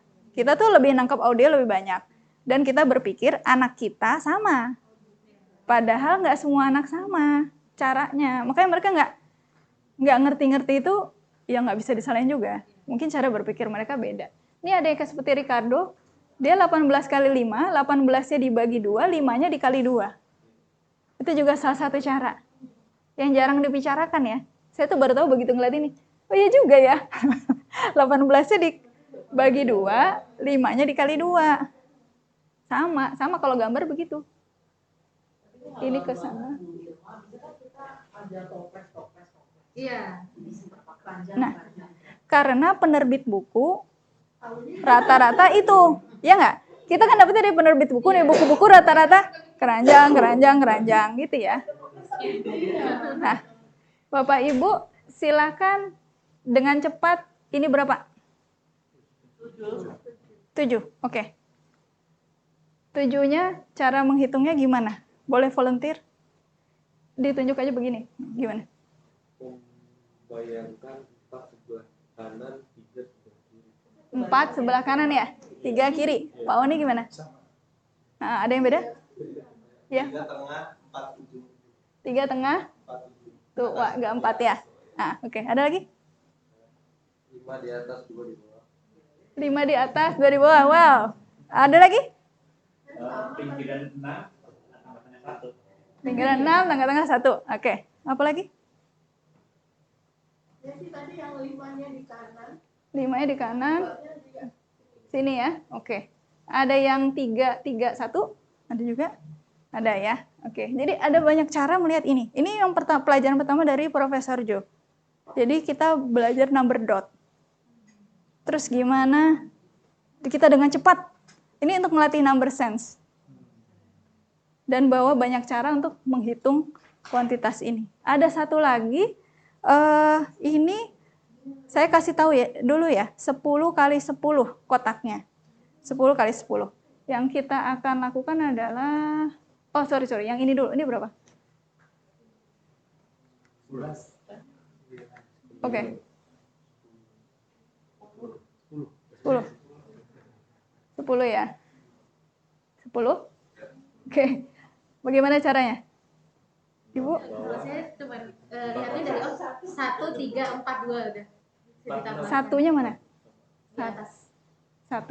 Terus saya melihatnya dari 1, 3, 4, 2. Oh, ini ya. Diagonal ya? 1, 3, 4, 2. Oke. Ada yang 2. Oke, saya sama kayak Ibu. Terus ada lagi? Saya dari bawah ke atas. Diagonalnya dari kanan. Sini? Iya, iya. Di sini? Iya. 2. Oke. 2, 4, 3, 1. Ada? Saya ambil 5 dulu, sisa 5-nya berapa ya? 5 tengah ya? Iya. 3. Ya. Kalau saya 3 atas, 3 atas. terus segitiga gini, kurung kiri, 3 bawah, kanan. Oh, bentar, boleh Pak. Nah, ini 3. 1, Ah. 2, Oh, 3. begini. Oke. Ya, menarik. Terus ada lagi. Kalau saya 32. 3, 2. Oke. Ibu? Saya yang atas, kemudian melengkung 3 lagi. Oh, ini melengkung 3. Oke. Ada banyak ya ternyata. Kita tepuk tangan dulu ya buat kita semua. Ternyata ada banyak cara ya ngelihat numbers saja. Caranya beda-beda nih. Jadi ini ternyata dengan kecil ini kita membuka nih pikiran anak, ada banyak cara untuk melakukan ini. Nah, selanjutnya seperti tadi ada 10 kali 10 grid, kita akan mencari bordernya berapa. Saya cuma perlihatkan 10 detik ya. Oke. Belum. Yang ini dulu pertanyaannya. Tadi ini pertanyaan pemandunya misalnya apakah ada yang ingin bertanya tentang, ini di kelas ya. Kemudian apakah kamu bisa menjelaskan lebih lanjut tentang kalau anak-anak ini salah, kita bisa mulai dengan sini. Kamu bisa menjelaskan lebih lanjut jawabanmu, gitu. Adakah jawaban lain yang kalian temukan, gitu, untuk melihat ada nggak alternatif jawaban temen yang lain. Dapatkah kamu menjelaskan jawabanmu? Terus kalau ada hal baru yang kamu dapatkan, nah kalau misalnya ada yang salah lagi, bisa, apakah kamu mengambil terlalu banyak atau terlalu sedikit? Nah, kita kasih ini lagi. Nah, kalau semuanya salah, katakanlah semuanya salah, hanya kita yang betul. Kalau ibu coba kerjakan begini. Yuk kita lihat sama-sama yuk. Nah, mana nih yang menurut kamu benar? Oke. Kalau misalnya temanku yang benar, oke temanku yang benar, oke. Seperti apa? Coba yakinkan kenapa itu benar. Jadi mereka biar ngitung lagi. Jadi tanpa disalahkan. Ini pertanyaan pemandunya. Sekarang yang border ya, moga-moga yang border saya. Nah, 10 detik.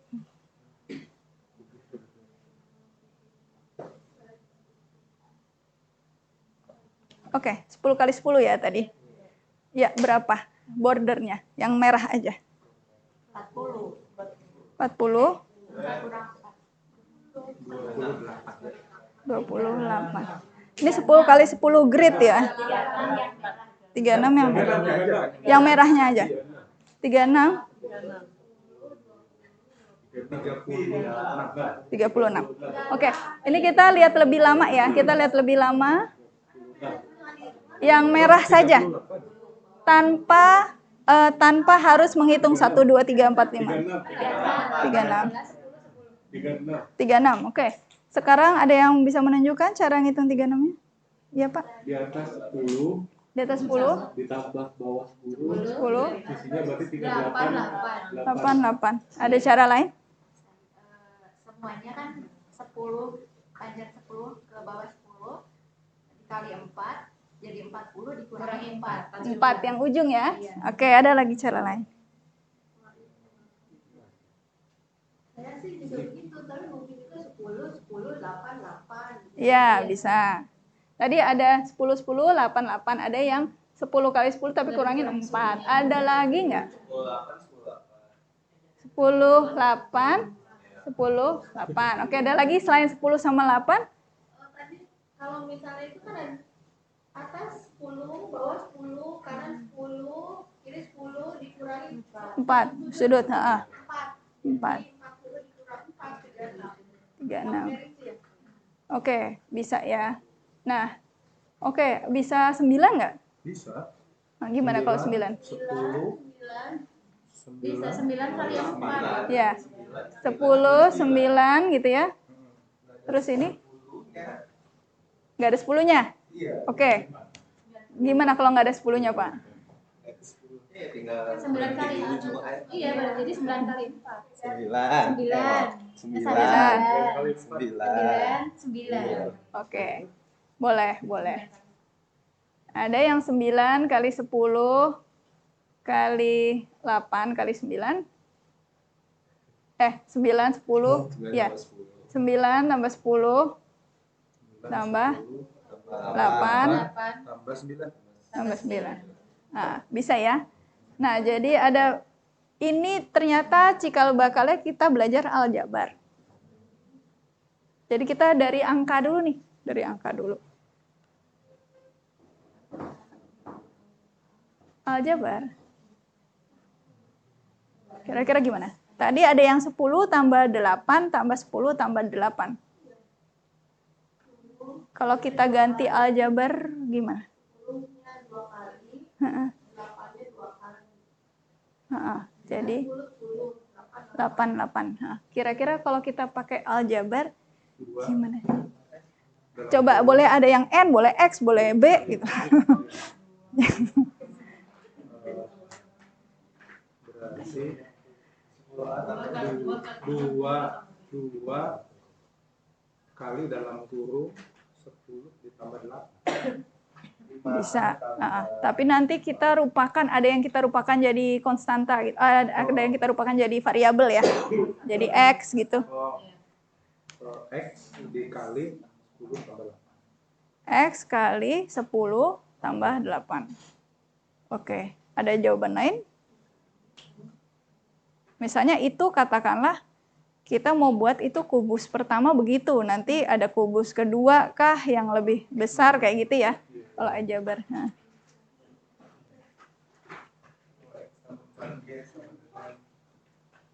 Ini kita masih, oh udah jam segini ya. Oke, ini untuk mempersingkat waktu ya saya. Nah, ada yang begini. N-nya 10, N-2 tambah N-2. Katakanlah ya, kalau kita mau tadi 10 sama 8. Jawaban lain ini. Ternyata banyak ya. N2, N-1 tambah N-2. Jadi awalnya aljabar belajar dari ini, konkret lagi. Konkret. Oke. Nah, langsung angka. Nah, ini salah satu ngajarkan aljabar dari ini. Sama dengan ini. Bagaimana bentuk ini berkembang. Jadi sebelum mengajarkan aljabar, dikasih ini dulu nih. Ini berkembangnya kemana? Ini kita coba di sekolah, ternyata jawabannya banyak banget. Ada yang ngembangnya ke samping, ada yang ngembangnya nih, kalau saya ngeliatnya ini, tek, tek, tek, tek, tek. Terus ini nambah lagi, gitu ya. Ada. Tapi ada beda-beda, setiap orang kasih beda-beda. Nah, setelah visual, terus kemudian kita gambarkan, katakanlah kita warnai nih, yang berkembang apa. Habis itu kita tarik ke aljabar. Misalnya ini kasus pertama, ini kasus kedua, kasus ketiga. Kasus ke-10 gimana? Dari yang konkret dulu. Oh, kasus pertama itu 4. Mungkin bisa bantuan tabel ya. 1 sama 4. Kasus kedua ada berapa? 9 ya. Berarti kasus kedua 9. Kasus ketiga ada berapa? Berapa nih? 16. Oke, jadi kasus ketiga 16. Nanti ketemu polanya nggak? Nah, seperti itu. Dari yang konkret menuju ke abstraknya. Jadi belajar aljabar baiknya memang dari yang konkret dulu. Karena anak-anak tuh nggak paham itu makhluk apa X itu tadi. Jadi biar kita lebih ini ya, lebih paham. Nah, ini kita ke IPS nih sekarang. Rute mana yang tercepat dari Mampang ke Bundaran HI? Ini ya. Ini kebetulan nggak kelihatan di sini. Coba kita lihat kalau ini ya. Iya, siapa rumah Ibu Ayu dulu ya? Coba kita lihat deh peta rute nih. Kita coba tambah. Ini kita mau ke mana tadi? Bundaran HI ya? Ini Bundaran HI. Ini dari Mampang ya. Ini dari Mampang ke Bundaran HI. Bundaran HI Mampang. Bundaran HI-nya tuh di, nah, ini di Bundaran HI. Ini kita dari Mampang. Kira-kira kalau saya ke sana, paling efektif naik jalur apa?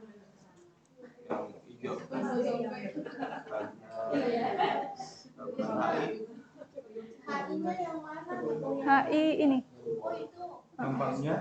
Mampangnya ada sini, halte Mampang. Ini mungkin kalau buat kita mudah ya, tapi buat anak-anak belum tentu sih. Mereka mahamin ini dari mana ke mana. Belum kalau ditambah naik kereta sama naik busway, MRT lebih efisien yang mana? Kita nyampe ke sana. Karena pernah ya. Karena pernah ya. Yang hijau kan ya? 6A. Nanti dari sini bisa dikembangkan. Kalau 6A lagi nggak lewat, kita naik mana yang paling efektif? Nah, Jalur 6-nya. kalau yang hijau enggak ya. Yang 6 ini nggak lewat. Kira kita yang mana nih? 4H atau 13D? Yang ungu. 4H yang ini, 13D yang ini gitu kan lah. 4H-nya. 4H yang ungu gelap ya. Yang Kuningan 4H. barat turun. Nah, nanti turunnya di mana nih, Pak? Bendungan Hilir. Iya. Langsung. Kuningan barat bisa terus ke sini. Dede ke sana dulu. Nah, kita yang ke Bundaran HI tuh. Tapi variabel kadang lurus cepat tapi banyak stasiun berhenti itu. Ya, atau benar variabelnya waktu tadi. Ternyata berapa lama nih? Ternyata dia lurus tapi dia lebih lama. Atau dia muter tapi lebih cepat. Nah, itu tuh juga pertimbangan. Kayak saya bisa naik busway dari rumah saya tuh di Mampang ya. Saya bisa lewat Duren 3, naik busway, terus ke yang 7B tuh. Tapi 7B itu berhenti-berhenti. Dia ke arah Kampung Melayu kan. Jadi saya masih muter dulu, naik yang lain. Tapi kalau saya naik kereta, akan lebih cepat. 7B ke stasiun langsung ke Margonda. Gitu. Nah itu anak-anak perlu diajari itu. Karena terutama yang SMP ya. Untuk memahami ini loh. Atau sesimpel peta, kita tuh ada di sebelah mana sih? Jadi kalau kita mau ke daerah mana, kamu nyasar, kamu ke stasiun apa yang terdekat? Gitu. Saya ajarkan anak saya, kamu harus tahu stasiun besar di Jakarta. Stasiun mana aja? Manggarai. Harus tahu. Jatinegara gitu misalnya. Katakanlah ya, kota gitu. Itu harus tahu. Itu dia baru belajar yang kereta, belum yang Transjakarta. Tapi dia harus tahu dua-duanya nanti. Karena kalau ada apa-apa, kamu hilang, kamu cari stasiun terdekat untuk naik dari situ. Ini life skill yang kaitannya sama matematika. Jadi kalau di Lazuadi memang kita ada jadwal kunjungan tematik yang mereka naik kereta. Karena kebetulan kita ada aksesnya dekat. Jadi tahu. Sini juga dekat. Nih kalau Depok, sini. Mana itu Labar? Nih. Depok masih. Nah, ini kan Depok nih. Kereta. Ini kereta. Jalur kereta. Tapi dia bisa nanti naik apa? Naik busway nyambung gitu ya. Ini integrasinya. Iya. Nah, oke. Kita lanjut ke sini.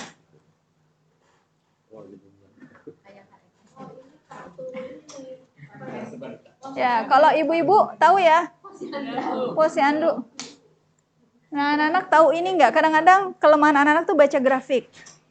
Maksudnya apa sih? Kalau misalnya berat badan anakku 6, panjang badannya 100, apakah anakku pertumbuhannya baik? Coba, 6 berat badannya. Tingginya? Tinggi badannya 100. Baik nggak dia? Ini adalah normal ya, dari sini sampai sini.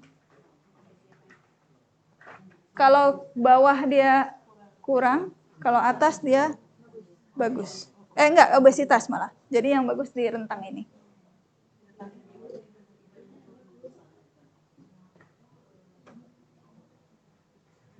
Ini untuk tahu ya, kira-kira dia, adekku pertumbuhannya begini, kira-kira pertumbuhannya baik atau tidak. Itu jika anakku berat badannya 6, panjang badannya 100, apakah anakku pertumbuhannya baik? Ada di mana? 6, panjang badannya 100, kira-kira pertumbuhannya baik apa enggak menurut grafik ini? 60. 6. 6. Kilo. Beratnya 6 kilo. Tingginya 100. Tingginya Kurus ya. Itu 5 tingginya ini tinggi ya? Tinggi 55 ya? Nah ini 100 ternyata. Berarti kurang ya? Kurang banget ya. Berarti dia gizi buruk gitu. Kurang beratnya ya? Nah. Kurang itu. Yang ideal berapa ya? Kalau 6 tuh? Kalau 6 yang ideal berapa? 60 ya. 60 ya. 60 ya. Di sini ya, 6 tuh 60 paling ideal. Gitu. Nah, kadang-kadang, ini bukannya apa-apa, kita yang dewasa pun jarang melihat grafik. Jadi kadang-kadang kita juga butuh waktu untuk memahami grafik. Apalagi anak-anak. Nah, orang di luar negeri menangnya di sini. Mereka memahami grafik itu lebih bagus. Karena apa-apa, infrastruktur itu sudah pakai grafik semua. Saya pernah ke Singapura waktu itu. Sendirian, sengaja. Nggak sama sepupu saya. Ngeliat tabel BIS. Itu saya bingung bacanya awalnya. Saya butuh waktu lama untuk, saya bayar berapa ya? Saya di posisi ini. Jadi itu lama banget. Karena di Singapura itu di haltenya ternyata cuma dikasih tabel. Bus ini angka sekian, sekian, sekian, sekian, sekian, tarif sekian gitu. Jadi nanti akan lewat daerah ini. Itu tuh saya lama. Nah, di luar negeri semua membaca petunjuk yang berupa grafik sama tabel. Jadi ini anak-anak coba biasakan baca yang namanya grafik dan memahami.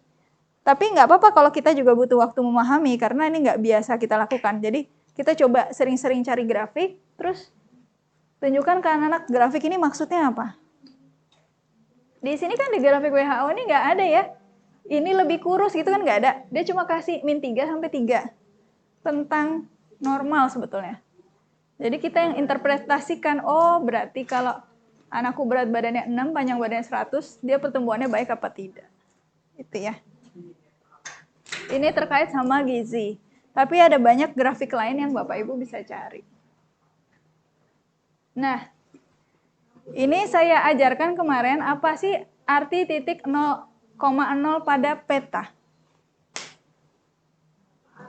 Di mana 0 sama 0? Ini 0 sama 0. Berarti di sini ya. Apa artinya? Ada yang tahu nggak? Titik tengah. Titik tengah dunia ya. Titik tengah dunia itu berbatasan apa sama apa? Ada yang tahu nggak? Ada yang masih ingat pelajaran ini?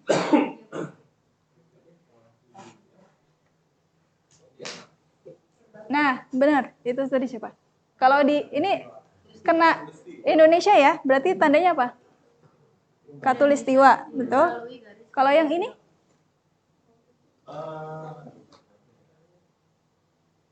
Oke, ini dulu. Ini daerah mana?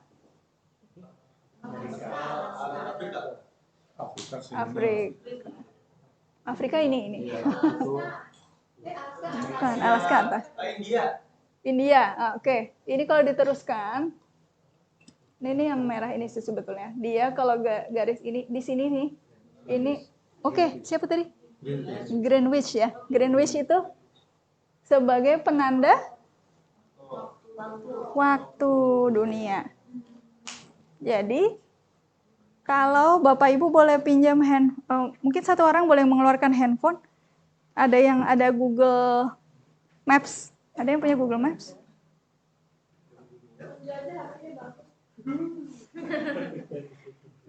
Boleh saya ini. Google Maps boleh dibuka. Tapi yang lain boleh coba juga. Misalnya biasanya titik kita itu ada biru-biru, betul nggak?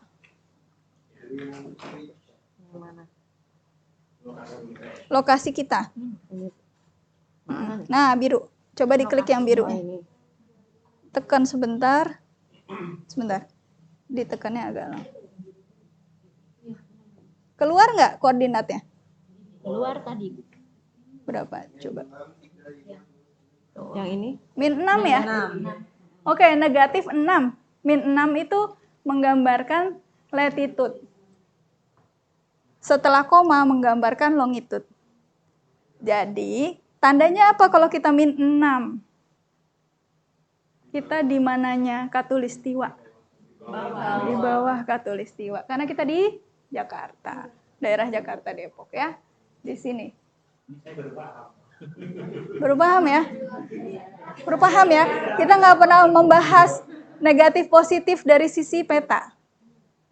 Kita di bawah -6. Kalau komanya positif atau negatif di sini? Positif. Positif, berarti kita di sebelah kanannya Greenwich. Ya, 106 ya, berarti kita di sebelah kanannya. Oke, jadi kita tahu misalnya koordinat itu misalnya dia koordinatnya positif. Mungkin dia di Kalimantan ke atas. Gitu. Koma kedua dia negatif, berarti dia sebelah kirinya Greenwich. Gitu. Kalau dari sisi koordinat pada peta. Ini barusan saya ajarkan ke anak-anak sih pas semester 1. Jadi mereka betul-betul paham, oh longitude tuh apa sih, latitude tuh apa, kenapa perlu ada garis-garis bantu ini. Kalau tadi mengatakan waktu ya, ini penanda apa nih? Berarti kalau yang ini. Garis bujur. Nah, saya lupa nih lintang sama bujur, longitude, latitude tuh mana nanti. Kita buka lagi ya. Kalau in Indonesia, lintang itu latitude apa longitude? Kayaknya lintang tuh latitude ya. Yang disebut duluan itu latitude. Kita apa? Lintang selatan sama bujur ya. Nah, berarti lintang. Nah, jadi kita jadi tahu 6 derajat lintang utara sampai lintang selatan. Nah, ini. Nah, kita hafal ya. Tapi apa maksudnya itu? Kan kita maksudnya apa gitu. Nah, ini maksudnya. Kalau ada pertanyaan ini, nah, Bapak Ibu tahu nggak per garis itu bedanya berapa? 1 jam, betul. Kalau ini, saya balik, ini kan 30 derajat ya. Per 30 derajat itu 2 jam. Which means 1 garis itu adalah 1 jam. Kita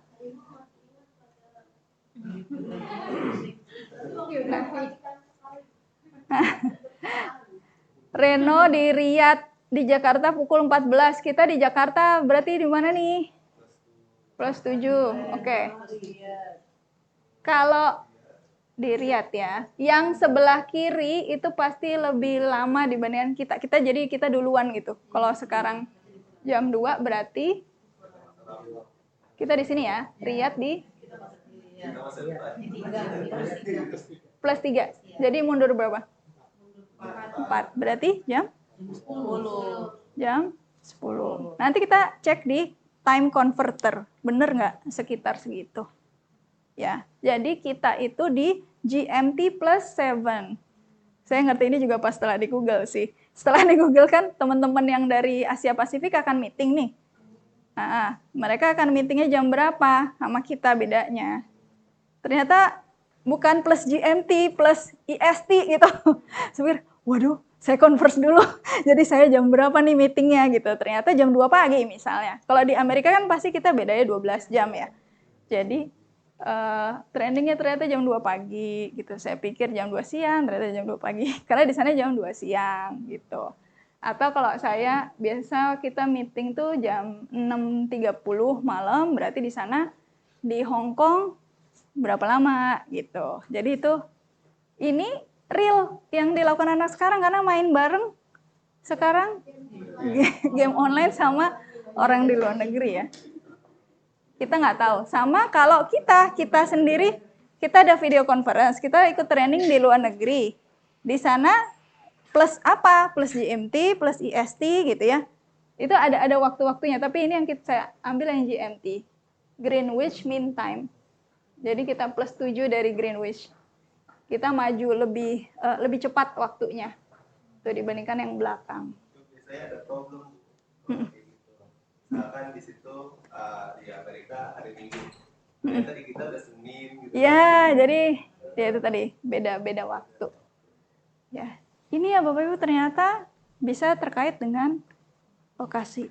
Tapi bisa jadi nggak terbatas dengan lokasi saja. Ada banyak lagi positif negatif itu terkait dengan apa lagi. Ini yang dengan sosial ya. Saya cepet aja. Ini dengan art. Nah, ini saya pernah buat juga. Saya tuliskan juga kalau nggak salah situ. Kita belajar jaring-jaring kubus. Ada namanya seniman paper toys. Seniman paper toys tuh kerjanya mendesain kayak gini. Terus bikin mainan dari kertas. Kalau anak nggak terbiasa secara logika, ini sebenarnya geometri. Saya konstruksi dari mana ya gitu.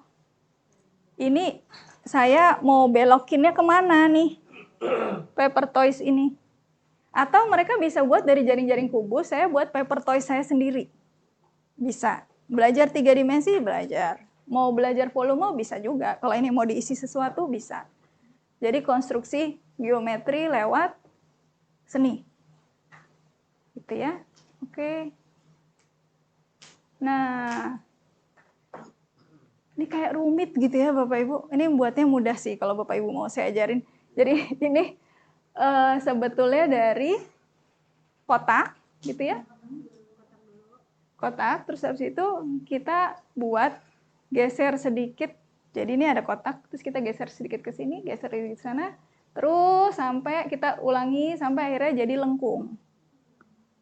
Nah, ini namanya trick art ya, atau optical illusion.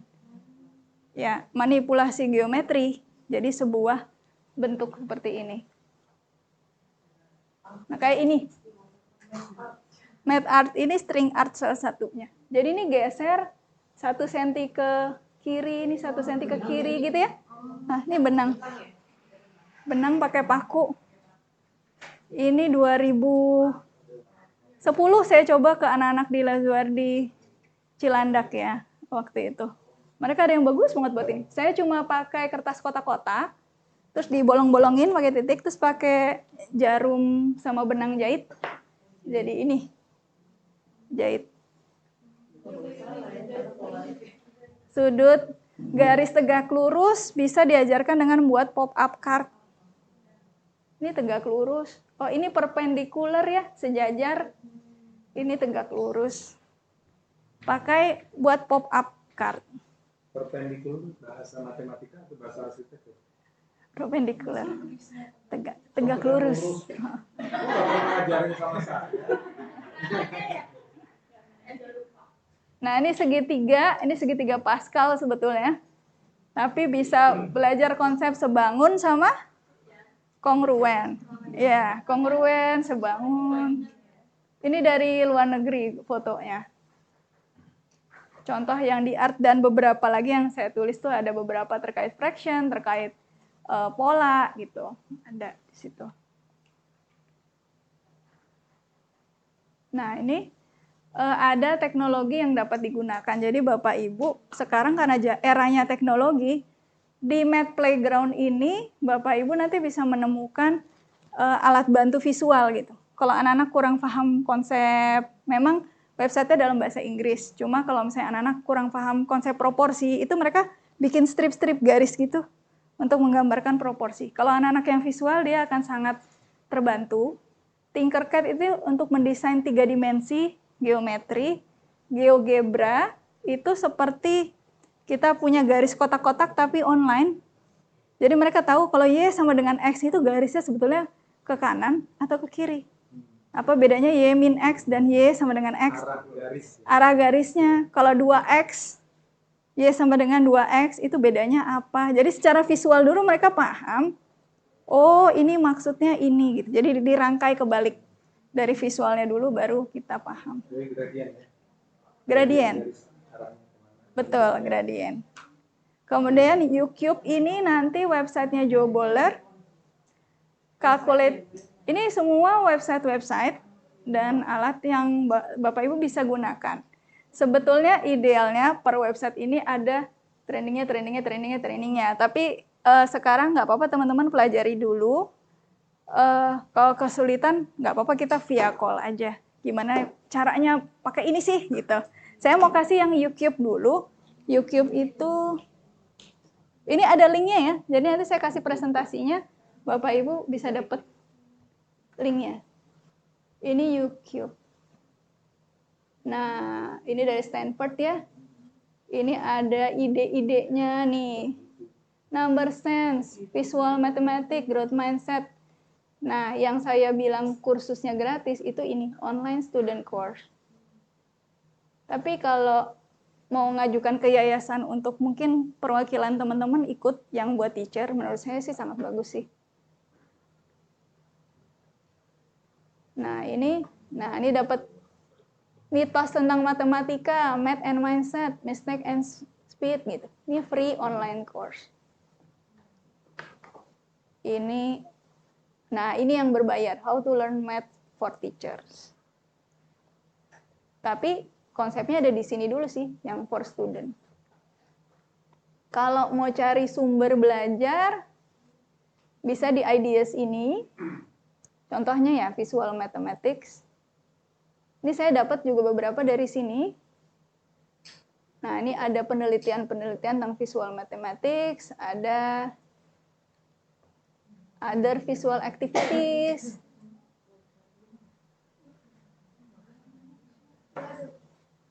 Ini saya lihat ini ya.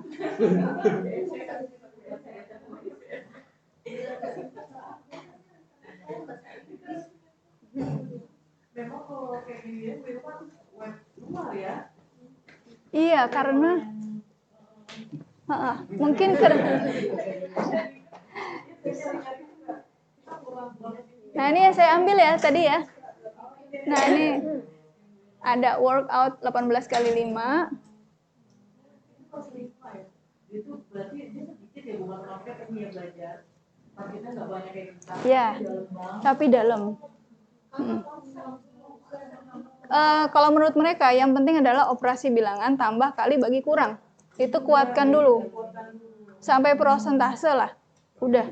Yang lain, linear equation atau apa, itu sambil jalan. Maksudnya, kalau mereka udah konkretnya dapat, baru yang itu. How close to 100 misalnya. Mereka dadu gitu ya. Terus nanti, iya. Ini ya. Bu Irma, mohon maaf, asik sih kita, tapi mengingatkan waktu. Ya, betul. Sudah habis nih 10.04. To be continued. Kita anterin. Ya. Nanti ini saya kasih slide-nya, saya udah kasih linknya ke Pak Oni ya. Tapi kalau teman-teman mau catat, sudah ini. Saya bagi ya di grup ya teman-teman. Ya, Bit.ly Insan Mandiri C. Bu Yuli belum ya? Nih. Kalau mau Bit.ly-nya. Tapi linknya sudah dikasih Pak Oni ya. Pertanyaan saya, literasi numerasi ini kita ajarkan sesudah anak-anak matematika dasarnya baru literasi. Menurut saya, Karena literasi numerasi itu kan pengembangan ya, aplikasi. Itu kita sambil ngajarin materi itu di ujungnya kita kasih pengembangannya, atau nanti bisa di ujung kita udah belajar kita matematika kali-kali ini udah diajarin nih sama per semester misalnya, nanti di ujungnya baru tuh untuk literasi numerasi itu bisa tadi yang bisa. Kalau saya langsung. Setelah itu selesai, lalu ada project gitu ya? Malah langsung. Jadi misalnya kalau saya ajarkan bilangan positif negatif, saya langsung ajarkan yang peta tadi. Tapi mungkin ada latihan-latihan yang dasarnya positif negatif yang betul-betul angka gitu. Tapi ada yang langsung itu karena biar mereka tahu aplikasinya ini. Sama boleh dikaitkan sama project yang teman-teman lakukan di sini. Project yang terkait bidang studi lain langsung saja dikenalkan agar nanti kontekstual sih, lebih ke arah kontekstualisasinya. Literasi numerasi sama dengan pelajaran matematika atau apa sih? Bisa sama, bisa juga, maksudnya begini, apa yang di literasi numerasi itu memang matematika, tapi kata kuncinya terkait dengan kehidupan sehari-hari. Lebih aplikatif. Lebih relate. Kan anak selalu bertanya, kok kita belajar misalkan aljabar gitu, itu buat apa sih sebenarnya gitu. Nah, kalau di sini tuh lebih kepada apa? Ini materinya disampaikan, kemudian penyampaian materinya itu langsung dengan keseharian gitu ya Bu ya. Betul, betul. Jadi mau langsung itu diajarkan di matematika boleh, mau terlepas project boleh. Jadi sangat tergantung dari fleksibilitasnya Bapak Ibu semua mau ajarkan di mana. Atau mau parsial dulu, mau ajarkan beberapa, nggak apa-apa.